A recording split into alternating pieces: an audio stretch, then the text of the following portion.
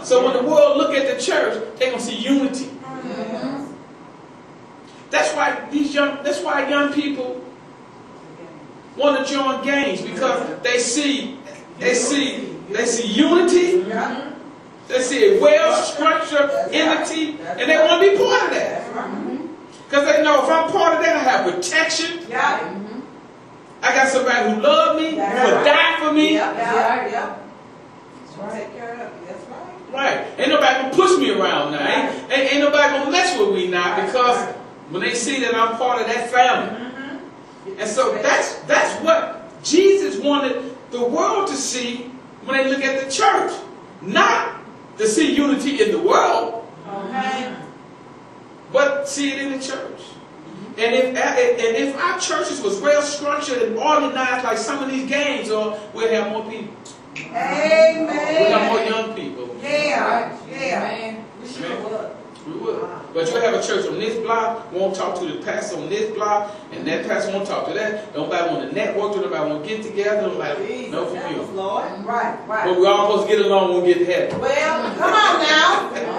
Jesus said, no, let them see unity now. Make them one now. Yes. So when the world look at them and see how well structured it is, that's why Jesus said, God said, I'm not the author of confusion. Right. And he said, I'm not the God. I'm not the God of fear, but a sound mind. Yes. He said, I like stuff done in decency and in order. That's the type of God we serve. And people need to see that oneness in the church.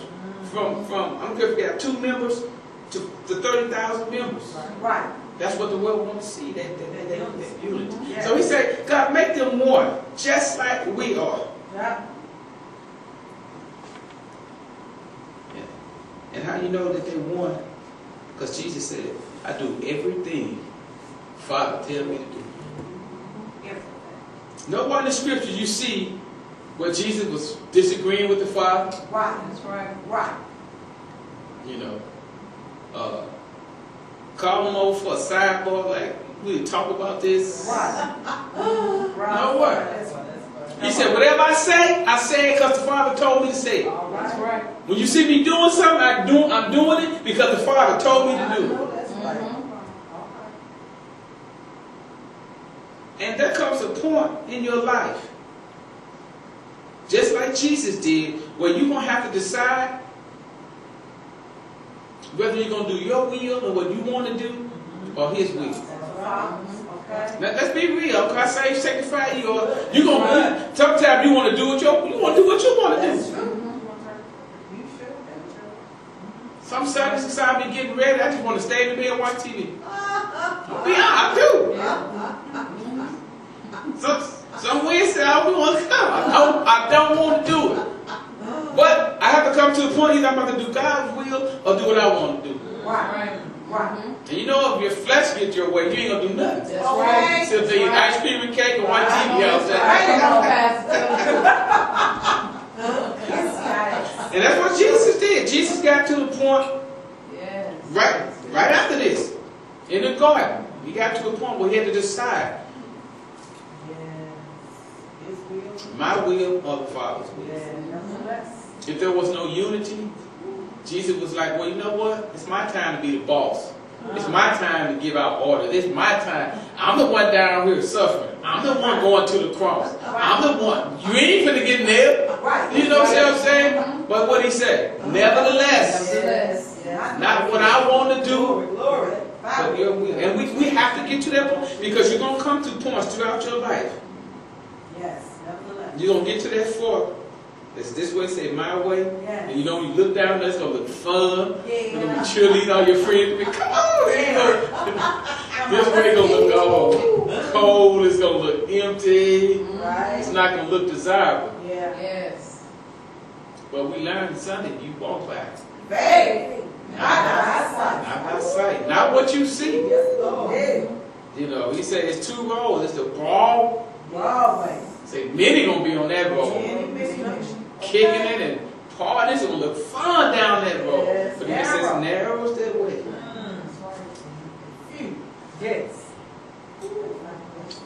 So But they said, let us become one, Father, like me and you are. I want them to be like us. I want them to have the relationship we have. Yes.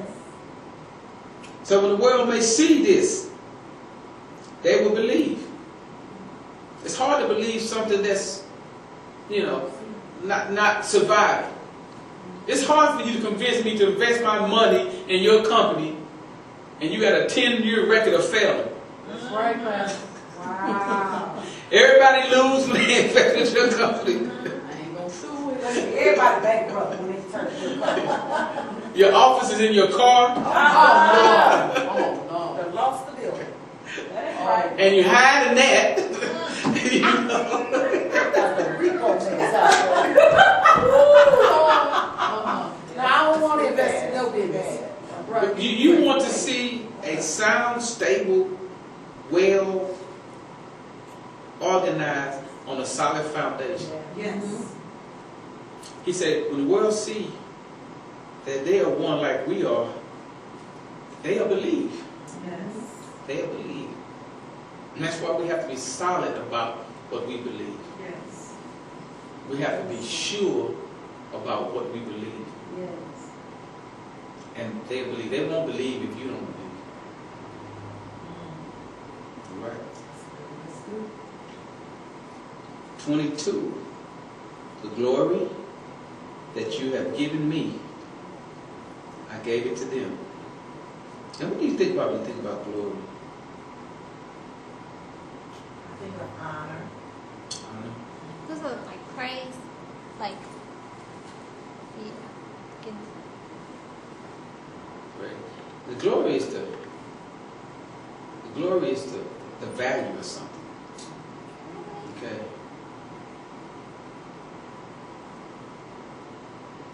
When you see someone's glory, you see their value. So when you think about Jesus' glory, you think about his value. You think about what he's worth. You know. And so, and that's why Jesus said, you know, when he took him up in on the Mount of Transfiguration, and he began to shine, they saw him in his real glory. They saw his real value. Because on earth they only knew, you know, this guy from Galilee, you know, he can do a few things, walk on water, some stuff I never see other people. But they weren't able to see his real glory. His true glory. And that's why when Jesus started off in the verse, he said, glorify me. You know, it's time for me to come back.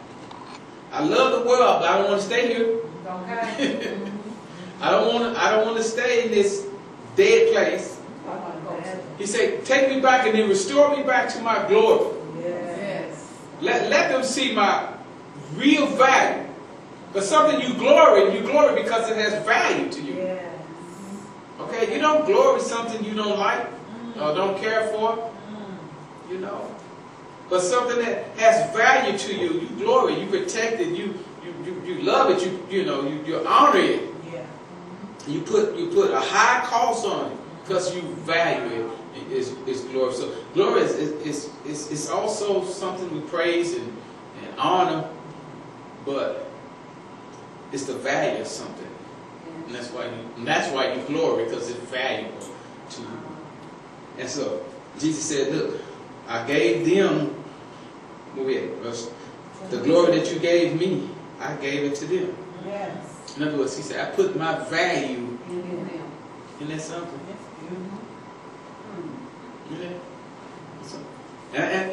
And so when you become part of Jesus, you come at that point you are as valuable as you can get. That's when you reach your potential or your full value, is when you come to know Christ. No, that's right. All right now. That's where the glory comes from. Yeah. Yeah. Because now you know Christ. And he's living in you, so now you can do things that you never would have been able to do before. Yes. People can see you live a way that you never would have been able to live before.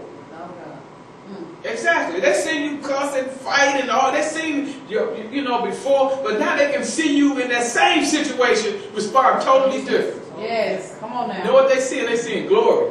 Yes. They do in the older days, you would have whooped her mama, and her dad if he was at home.